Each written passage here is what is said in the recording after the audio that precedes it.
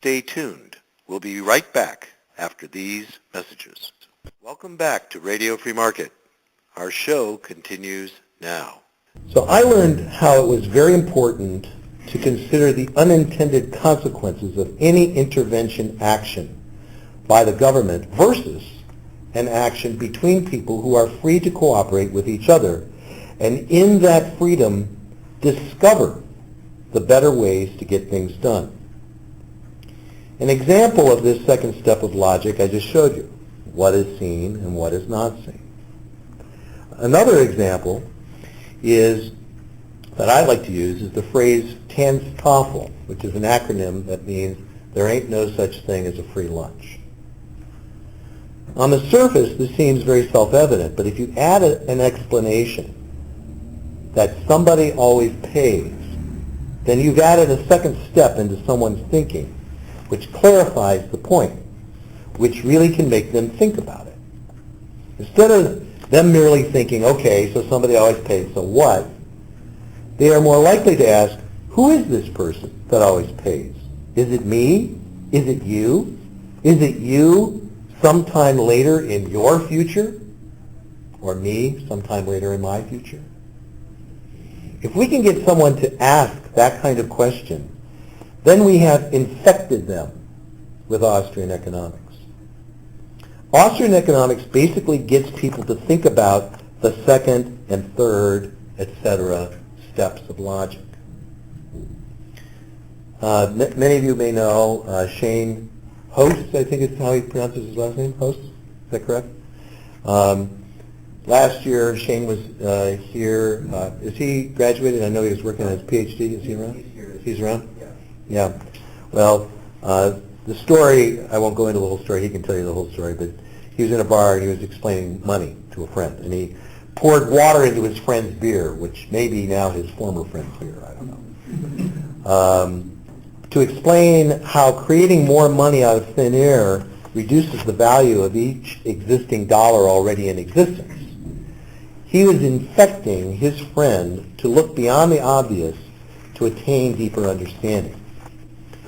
Getting yourself and other people to even ask that second question, that second step of logic, while not a perfect solution to all problems, goes very far to helping add sanity to the world.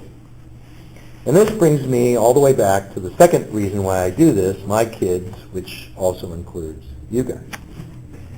I think that if I, and therefore you, can get into the habit of asking yourself and others these second step questions and B, coming up with good answers, then we all benefit by creating a better world.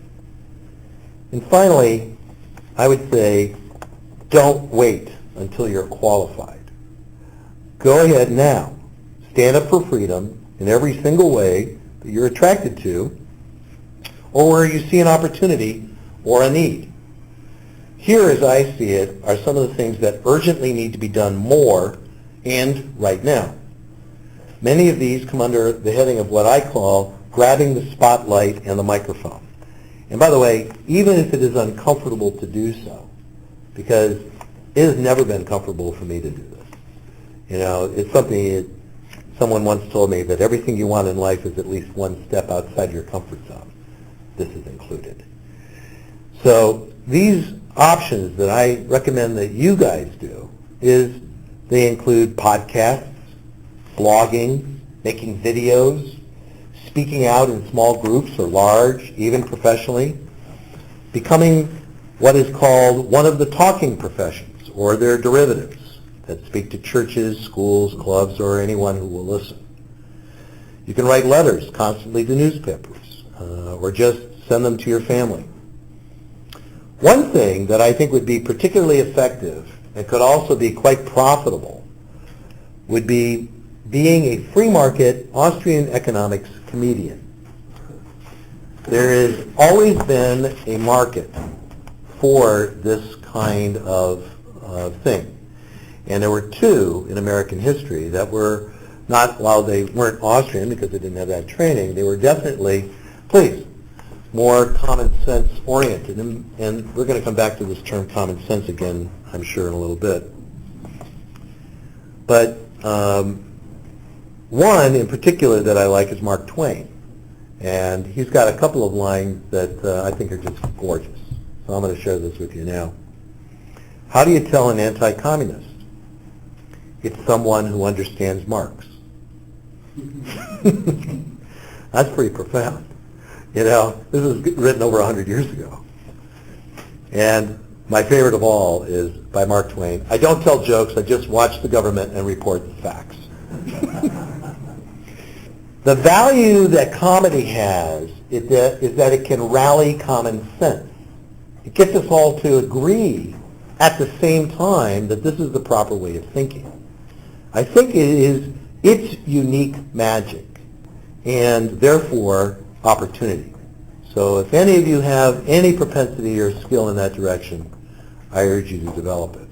My personal choice was to do some combination, as I was able to do, and become what I call an ABCs teacher for freedom and economic basics. I think of myself as really kind of a kindergarten teacher. And that's what I consider myself. But however you personally choose to stand up for freedom, if you choose to do so, let the world know that you know that cooperation trumps coercion in creating peace and prosperity in the world. I want to thank you very much for belonging to this club, and I haven't even met all of you, but I'm very proud to know, in one sense, all of you. Thank you very much.